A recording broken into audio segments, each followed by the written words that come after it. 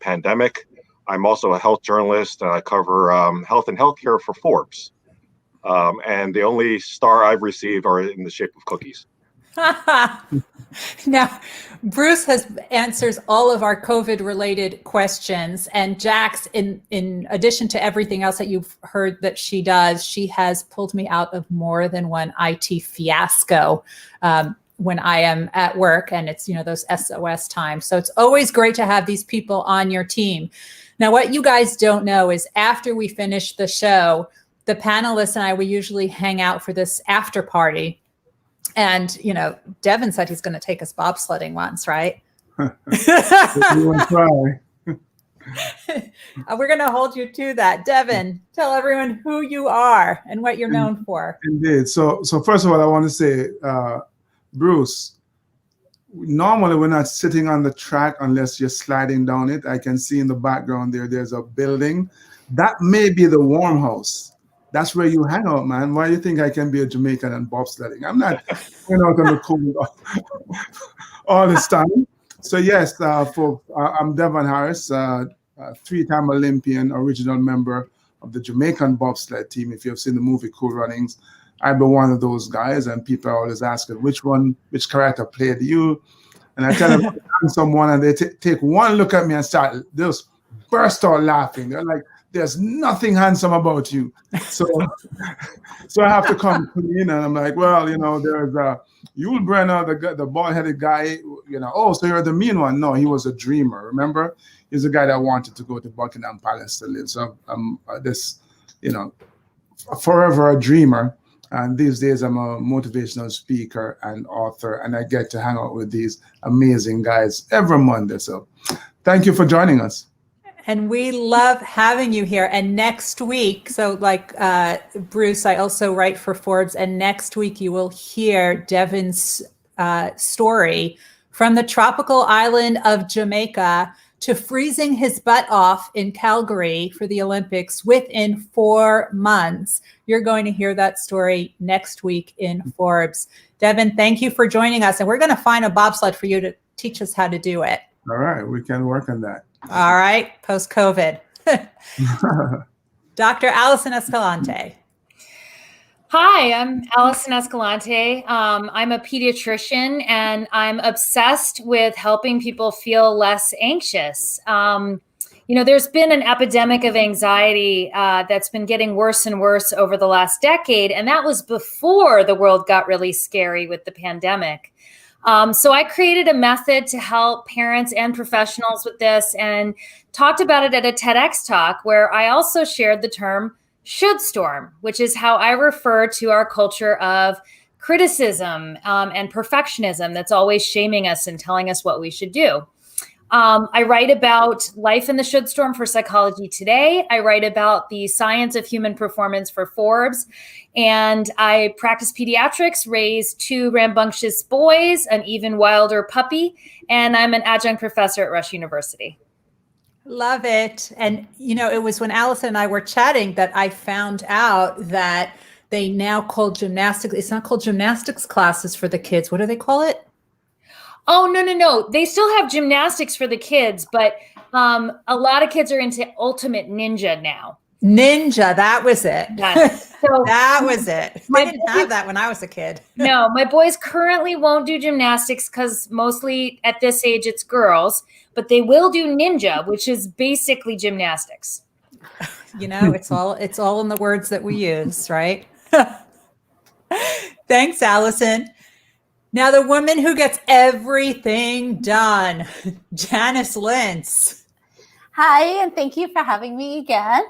So I'm Janice Lintz, and I'm CEO of Hearing Access and Innovations, and I am trying to change the world for people with hearing loss to make it more accessible. I'm also pre-pandemic and hopefully post-pandemic, traveling to visit every country in the world, and I've so far been to 194 countries, territories, and unrecognized nations, or 139 UN countries. Love it. And what you guys might not know is that for all the people who need that hearing access, it is Janice who, in her work, and she's like a dog with a bone, she doesn't let go. And it's because of her that there's hearing access in, well, why don't you tell them, Janice?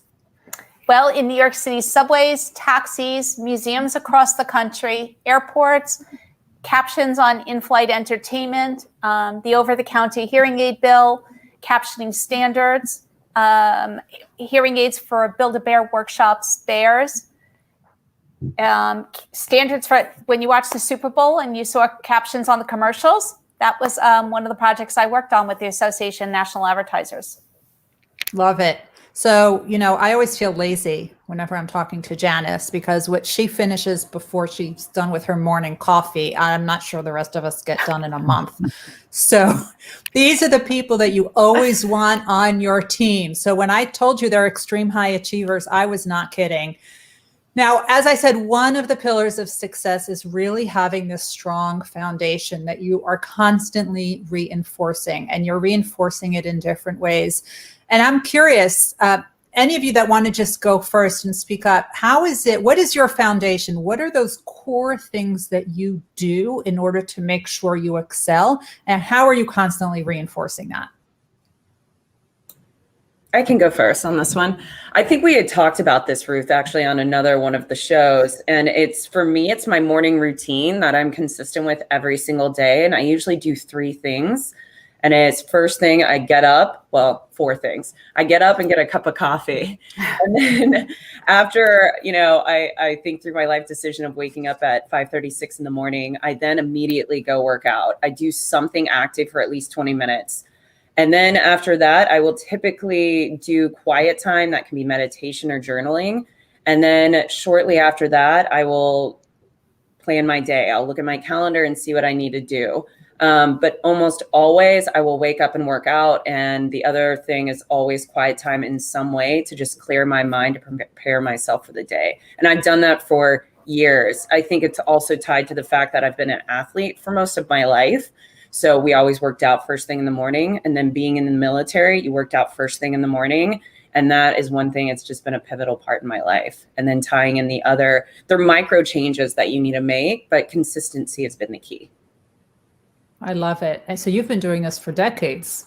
Since I was 12 years old, Wow. I started working out first thing in the morning. Mm-hmm. Yeah. Wow. So it's been a long time. Yeah. I swear I feel lazy when I hang out with you guys. I found that getting up in the morning usually helps you be more productive during the day. You're so enlightening, Bruce. I love it. All right, Bruce, your morning probably starts with an avocado. And toast. Yeah, I found that every day I need to get exercise. I need to eat, reasonably well, because I think, and also need to get enough sleep. Because I know there are people who, I know people like I had a classmate in med school who, says he can function on like 1 or 2 hours of sleep, and I can't do that. If I could do that maybe one night, but then the next day I'd just be like on the floor. So I think really getting enough sleep is important, and then exercising, and then thinking about your day, like trying to do things during the day that get you excited and that actually you're interested from a day-to-day standpoint. Because I hear a lot of people, they'll make goals, like long-term goals, but it's very difficult to achieve a goal if you don't actually like what you're doing from a day-to-day standpoint, because that's what keeps you going. So trying to make sure that you spend more of your time doing things that you actually want to do versus not do. Well, let me ask you, Bruce, with your work, which is constantly changing, right? Whatever the latest pandemic is, what are some of the things that you need to do in order to be up to date? Are there any of the things that you do now that are the same as what you did when you first started in your career? Yeah, I think, certainly keeping up to date with things, and you don't wait until like an emergency happens, or you don't wait until you really need something to kind of get up to date on something. So it's that consistency. There's always this saying, among anyone who plays sports, that like it's, you know, you don't just get up for the game. It's like what you do the other 6 days or the other days when you're like practicing that really affects what you do during the game. And, you know, of course, we have other athletes here and Olympian here, so, you know, they can certainly speak to that as well. But I think it's, you know, with anything, it's actually what you do sort of consistently that really makes a difference. Because I've seen so many situations, you know, we can talk about public health and, you know, the pandemic, where people jump in and just say, oh, you know, suddenly I'm going to learn everything about the pandemic because the pandemic is happening. But it's hard to compare that with, like, if you've been thinking about something for 10 years or 15 years, because, you know, then it's different. Like 10 or 15 years, like you're like, okay, this is what we were working towards. This is what we were trying to figure out all that time. It's just time to, like, you know, it's prime time now. So I think being more consistent about what you are interested in and what you do, rather than sort of jumping to the next wave on whatever's sexy. Yeah. Mm-hmm. Yeah. You know, it's interesting. So I'm writing a book on the extreme high achievers, and one of the people I interviewed is somebody who has argued over 40 cases before the Supreme Court of the United States, which is a lot. And I asked him, I said, well, what do you do in order to prepare? And it's the same things he's doing now at case 40 that he did at case 1. And it might be fewer of them, and it might be a little faster. So, for example, he does moot courts. He does multiple of them. So, you know, he would do 15 of them now, where he might have done 25 early in his career. He has a binder that he walks into court with that has the answer to every single question that anyone could possibly ask. He writes the name of his children on a legal pad and has it right in front of him. And that's what he has done for every single case he has ever argued before the Supreme Court over decades. Right? So he's constantly, it's that strong foundation, and he's constantly reinforcing. He doesn't go in at case 40 and say, I've done this before a million times. No problem. It's the same kind of training constantly over and over again. Devin, I'm dying to hear your perspective on this. So I actually, thank you. I actually start my day the evening before by planning what I have to do the next day for the most part. Obviously, every now and again, something will come that will change the plan, but usually I start the evening before or the night before. And then, when I wake up in the morning, I don't have coffee, I drink tea. So I have a cup of tea, must be the English in me. And then, actually, so these days I don't do a full workout. I'll do a light workout. I'll do some some of the stuff I did in the army, some push-ups and some sit-ups. And then I do my meditation, which is not something I did back in the day. It's relatively new, last number of years. So I do my quiet time, and then I get into my work. I do what I call the creative stuff early in the morning. The mindless things, or things I can do by rote, I do later in the day to include, my workout. But to go back to some of the things that you and Bruce were just talking about, and Jax knows this too. You're absolutely right. Athletes do the same things over and over again. It's just the base, whether it's like as in this lawyer over 40 years. So as Bruce is sitting in a bobsled track, the drivers, it doesn't matter how many years you have bobsledded or how many Olympics you have been to, how many times you have been down a particular track. Before every training session and every race, the driver walks the track.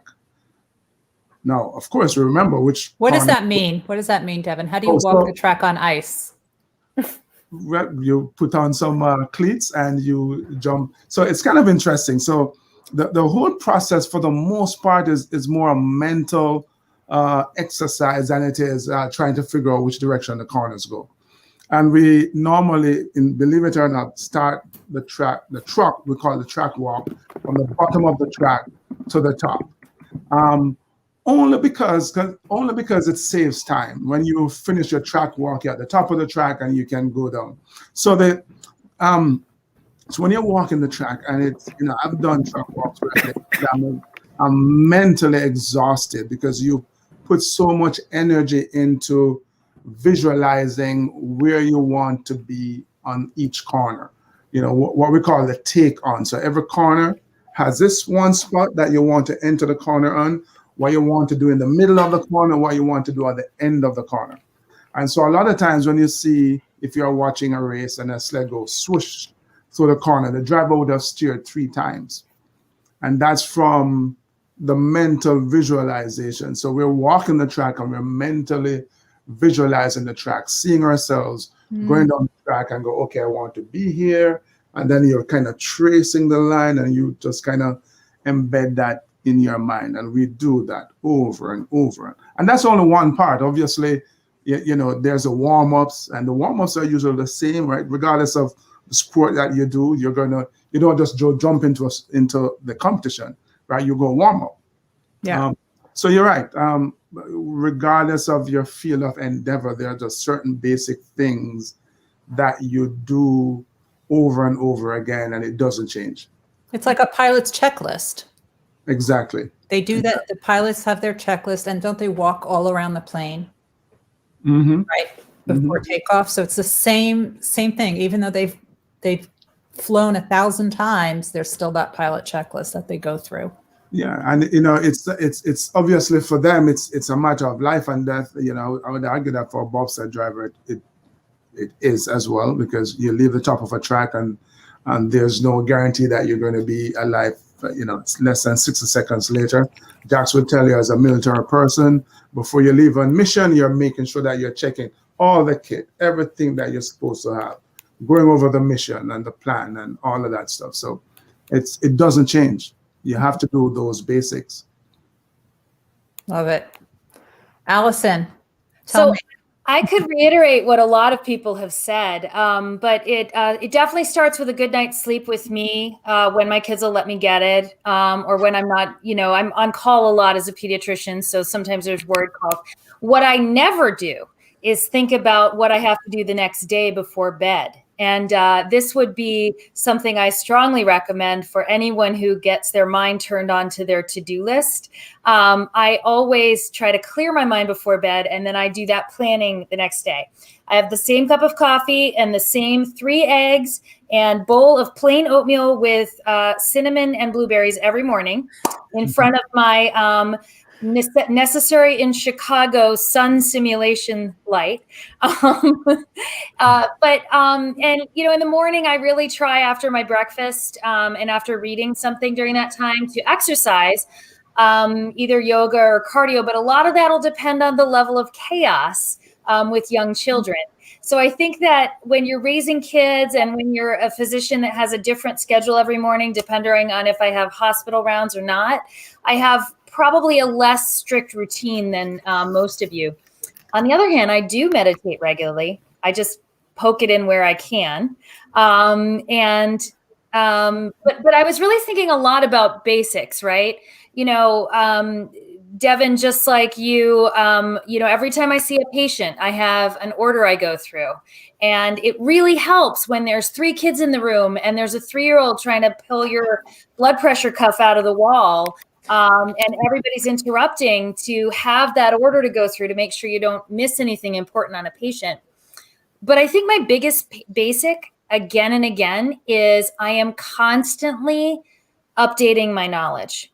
So I am always checking, do I still know what I think I know? Like, is the body of what I thought I knew in this area still accurate? Is there new information on this? Is there something from outside my field that can inform this? And I would say that's probably been my biggest basic since I was a kid, is looking for things I might have missed, looking for something that's interesting that kind of enriches what I'm working on. That's fabulous. And I think that really builds on the conversation we had last week about high achievers are constantly consuming new knowledge. And we talked about all the different ways that they can do that. They can read articles, they can read books, they can listen to podcasts, they can watch videos, they can listen to us, watch us, all of that, talk to people. There's different ways to consume new knowledge. And it sounds that's exactly what you're doing, because we don't know what we don't know. And there's always something new to learn, and there's always someone we can learn it from. So I think it's part of that adding, right? Constantly adding to your body of knowledge is so critical. And that's part of that's how you're reinforcing your foundation. That's great. Janice, I want to hear your story. So I'm not very dissimilar. So I also plan my night the night before. I go through to make sure there's nothing I don't miss something in the morning. Like I have to go through the calendar. I also, when I wake up though, I'm not a meditator. I can't be quiet ever.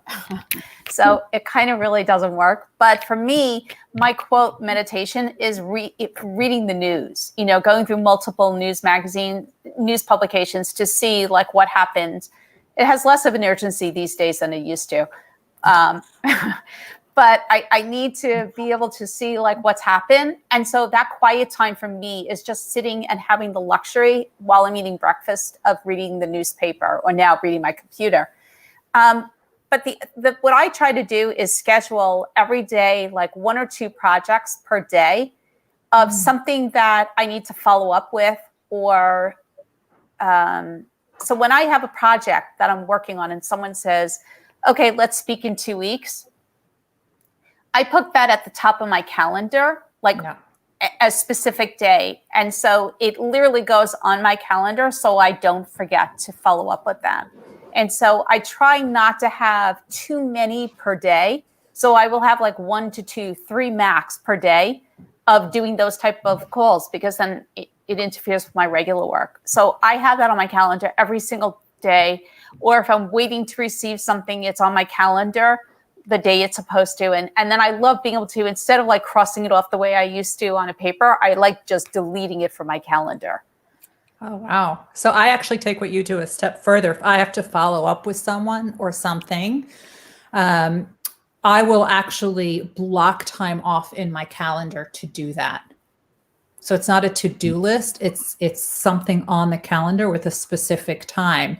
And something we talked about in a previous episode is you have to know if you're a morning person or an evening person. I'm a morning person, so I'm not following up with people in the morning. I'm doing my cognitive tasks in the morning, which could be writing, it could be editing, it could be budget work, grant work, something that really takes a lot of focus. The following up, I'm like Devin, I will do that in the afternoon where my mind is kind of more tired and harder to focus. But I actually like to block time off on the calendar to do that. Otherwise, my to-do list just gets endless. I tend to use some of those follow-ups as like my time, like, let's say right before this, right? Like when there's, let's say I finished one thing and I'm waiting for this to start and I have like those patches of time. I try to do those projects during those patches of time. That's a good like idea. Between, instead of, let's say, going on Facebook or, something to like where you have like 5 minutes, or I will try to like, that'll be when I send the follow-up email or sit and compose. So I try to block out all of those type of projects and save those type of projects for those in between moments. Nice. So it's, I think it's shutting off those social media notification. All of a sudden you find all this found time to get all this great stuff done because you're not diverted every time your phone goes off because you got a Facebook message or Twitter message or whatever it is. So a lot easier to get a lot more done. That was actually a fantastic tip. I am looking much less since we spoke about that and you said recommended shutting it. It's a huge difference. I forgot that they had those. I turned them off so long ago because I can't have my phone dinging when I'm seeing patients. So that explains why some of you get back to me so quickly. I'm wondering if that has to do with your work on anxiety. And I'm wondering if that constant dinging all the time really does that to people. I can't see how you can focus when it's constantly dinging it. And, some of us are on this group chat and when it gets going, right? And you medical folks will be able to remind me of that, that hormone that makes you feel good. So every time you get that that notification, that thing goes off in your brain. I go, oh, somebody loves me.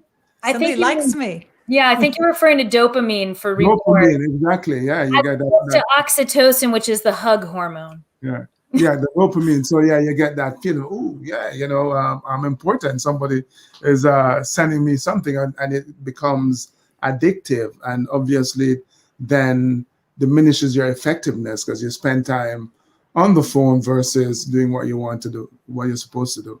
One strategy that I've actually, quite honestly, gotten away from was that I would turn my phone off. Once I started working, I would just turn it off so you can't call me, or you call me, you get my voicemail, and I go through a 2 or 3 hour period just totally distracted.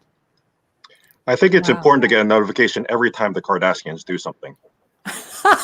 Is that what I've been missing out on? Because I've never seen them. I don't know if I'm getting in trouble by saying that over the Ethernet, but yeah, maybe that's where I'm falling short.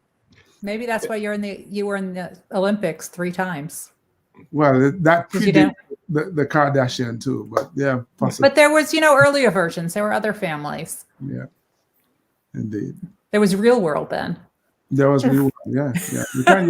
You kind of have to shut some of that off and really focus on what you need to focus on.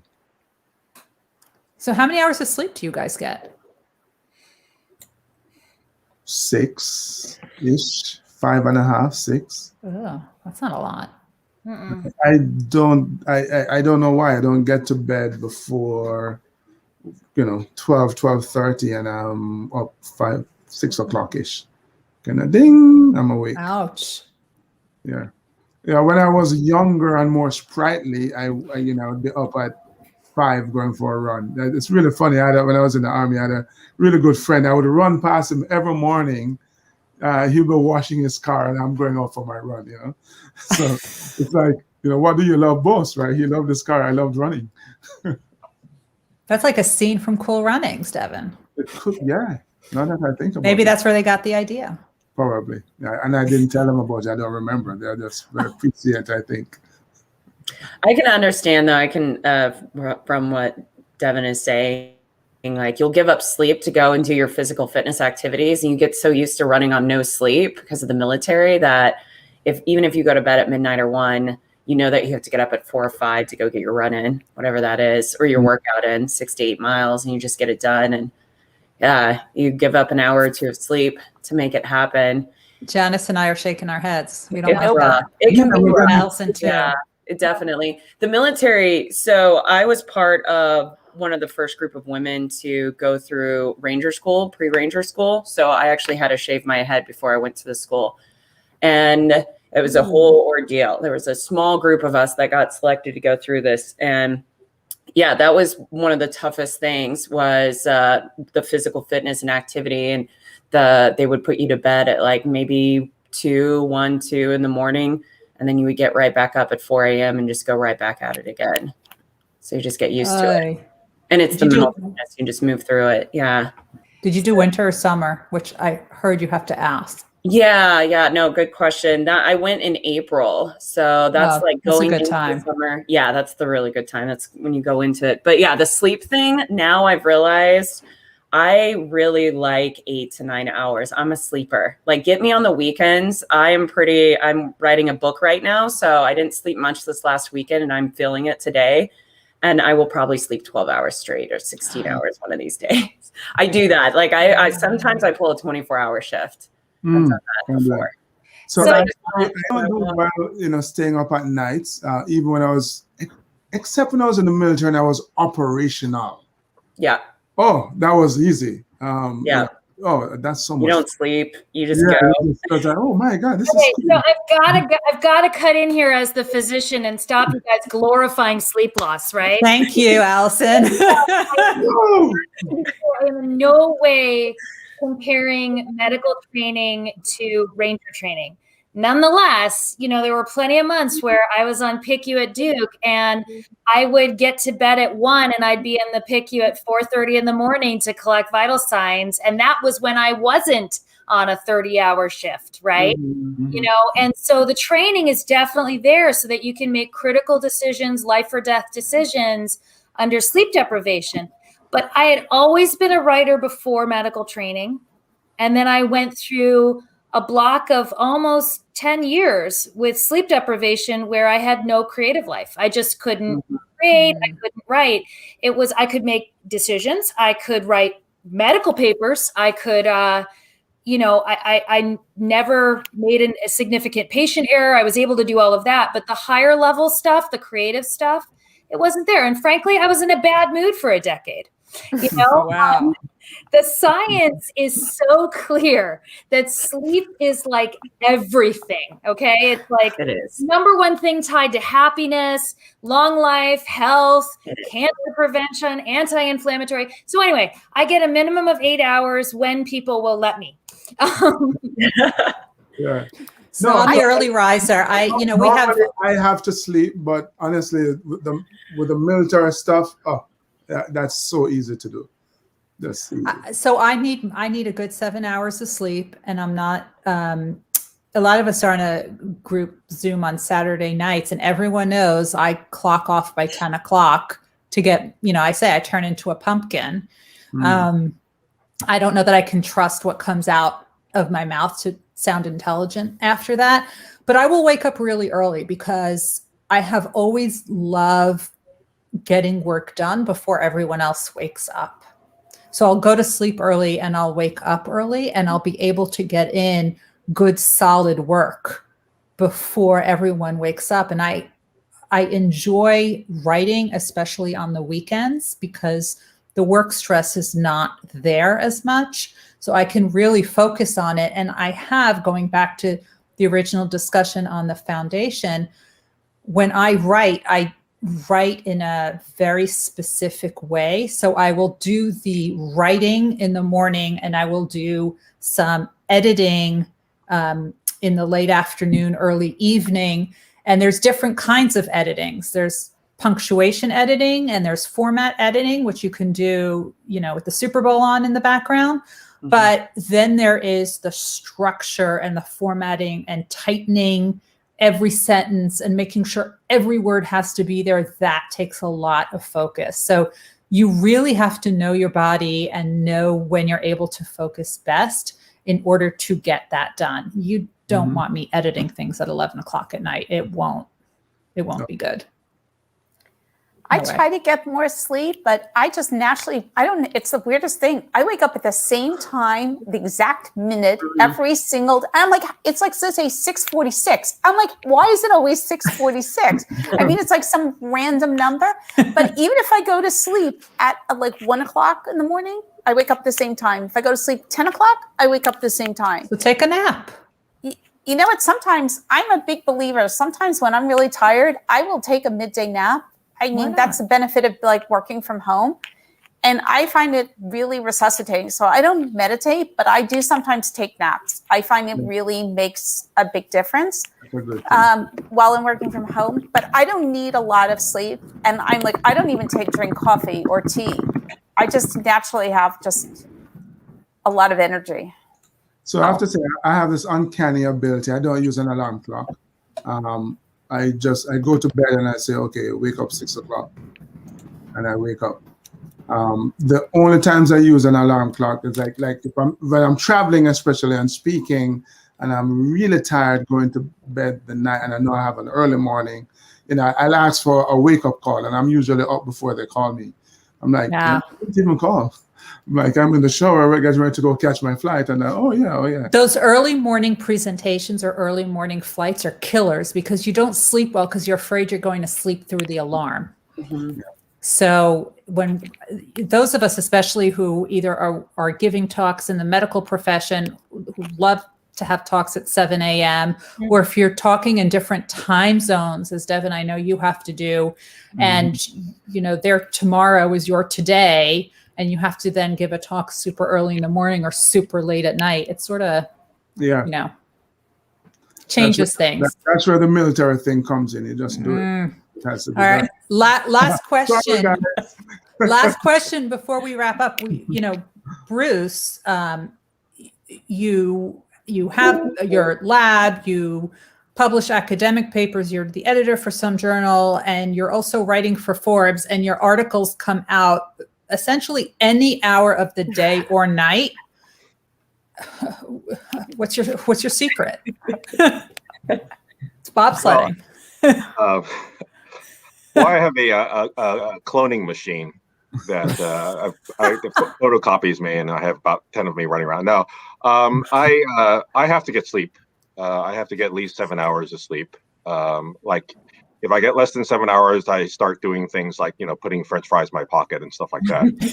So I can tell a difference, like if I actually get enough sleep, and I think, Allison mentioned, the first thing to go is really the sort of the creative thinking, et cetera. You can do routine tasks, and that's what happens many times, like during your medical training, where like you do a lot of rote tasks, so you don't realize how sleepy you are. But then when you actually sit down, you like fall asleep, do things like fall asleep in closets and stuff like that. It's brutal between medicine and military. Brutal. Yeah, absolutely brutal. But yeah, I just find that I've during the day you sort of focus on doing things that you enjoy doing, and especially when you have to give yourself enough leeway so that when you get on a roll on something, that you don't have to cut it off. So you sort of try to build in some buffer time, especially and you try to divide things. Like if you're going to do something creative, you need to allow enough time, like flexibility. And then so I found that it's actually better to bunch things. Like I'll have meeting days where I'll do nothing but meet, and just like one after another. They're pretty painful. They're brutal, and but then you can get through those, and then certain days where you have like more flexibility. So I like to bunch things. You guys are giving me a vision of what my life will be like when my kids are older, right? Like all this scheduling and carving out time. I'm like, what is this world you live in? You mean because you're busy carving out time for their activities on your calendar. Mm-hmm. Right. Like I fit my stuff in between their needs, and I don't resent it. This is, we only have, I don't know how many years left till they go to college. Right. So this is the time, but I'm hearing all this stuff and I'm like, dude, I mean, parents in my stage of life with kids this age, we're more just like, okay, I got 10 minutes between when it's time to sit down for dinner, can I get something done during this time frame? And I'll write a paragraph on an article, Bruce, and then come back to it 4 days later, and just getting an actual concentrated creative time is a very special thing. Wake up before everyone else wakes up. They get up so early. Anyway. Yeah. No, and I agree with that. And Bruce, what you were talking about where you're able to concentrate on something so fully and you want to continue with it, that is so rare when it happens, when you're in that state. It's actually called a state of flow. It is so rare when it happens that you don't want to let it go. You're right, Bruce. You're not tired, you're not hungry, you don't need to go to the bathroom, nothing hurts. You don't hear all the outside noises. You are so in the zone. And I agree with you. If you get in that state, you have to hold on to it. Everything flows beautifully then. Yeah, there are times in which you are absorbed in something and then you lose sense of time and lose sense of the time and space continuum. And then, you're like, oh, it suddenly got dark and all the lights are off. So, yeah, it's just me. Guys, we are going to wrap up. The panelists are going to tell you where you can find out more about them. I'd love to remind you, everyone here is volunteering their time, just like the 70 plus mentors on the Mentor Project. So please, if you would just leave us a rating and review on the podcast on the Mentor Project so other people can find us, we would be so, so grateful. So everyone, tell us where people can find you, starting with our 3-time Olympian who showed us his medals at our after party last time, Devon Harris. Those are the things. DevonHarris.com. Thought I'd make it easy. That's my website, devonharris.com. I'm on IG, Instagram, and Twitter at KeepOnPushing88. I'm on Facebook. I'm the guy in the Jamaican bobsled uniform. Think you might be able to recognize that. Check me out. Check out my podcast, youtube.com/keeponpushingalways. Keep on pushing always on YouTube.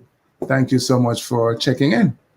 Thank you. And Devin, there's going to be an article about Devin in my Forbes article next week, not tomorrow. My articles come out Tuesday morning. It'll be next week. So you can hear about Devin and his story. And you'll see the group of the 4 of them in a bobsled. And you have to let us know if you know which one is Devin. That'll be our trivia. Looking forward to that. And since we're making announcements, next Monday, our little chat and Keep On Pushing Stories will be published on my YouTube, on my podcast. Keep on pushing always on YouTube. Come and check out Dr. Ruth Gautian. Oh, fun. Yes, you'll have to let us know. That was a fun chat. Yeah. Thank you. Allison, where can people hear more about you? You can find me at AllisonEscalante.com or shouldStorm.com. It links to all my articles and videos and socials. And when the book Should Storm finally comes out, there is a chapter on how to get into the flow state when you want to, and some cool techniques that can actually bring that on so it's not always so rare. Love it. Love it. That's so great because when it happens, boy, that is brilliant. Thank you, Allison. Janice Lintz. I can be found at hearingaccess.com or janicelintz.com. Thank you. Dr. Bruce Y. Lee. Yeah, so Allison, we had a lot of should blizzards over the past couple days, so I had to do a lot of should shoveling. But anyway, I can be found if you Google Bruce Y. Lee. The Y is key because you get something completely different if you Google Bruce Lee. And my website is bruceYlee.com. On social, it's at Bruce_Y_Lee, like Twitter and Instagram, etc. And also you can do Bruce Y. Lee Forbes to read my articles, which come out like every 15 minutes. Thank you, Jax. Hey, all right. Easiest way to find me is the Mentor Project page. Just go there. You can find me under the mentors or executive board, and then also my LinkedIn. Just look for me for Jax, Jax Scott. Too easy. Too easy. Thank you. And I am Dr. Ruth Gautian. My website is ruthgautian.com. Forbes, just put in my name, and all the social media, LinkedIn, Twitter, and Instagram. Just put in my name and you will hear all about the great work that all my friends are doing. And I'll put in my articles there as well. So join us every Monday night. We have other people, other Olympians coming. We have in a couple of weeks the author of this book, The Ministry of Common Sense, How to Eliminate Bureaucratic Red Tape, Bad Excuses, and Corporate Bull, by Martin Lindstrom. He is coming on the 22nd. He will be joining us. So, and you never know who else is going to pop in because we have our fun group of high achievers every week, every Monday night, 8 p.m. Eastern on all the social media, and the audio comes out on Sunday. Thank you so much to Jax for making us look gorgeous. Debbie Heiser, who I know is doing something amazing behind the scenes for us. She's the CEO of the Mentor Project. And as always, thank you to the Mentor Project for hosting us. I'm Dr. Ruth Gautian, and this is Optimizing Your Success. Thank you.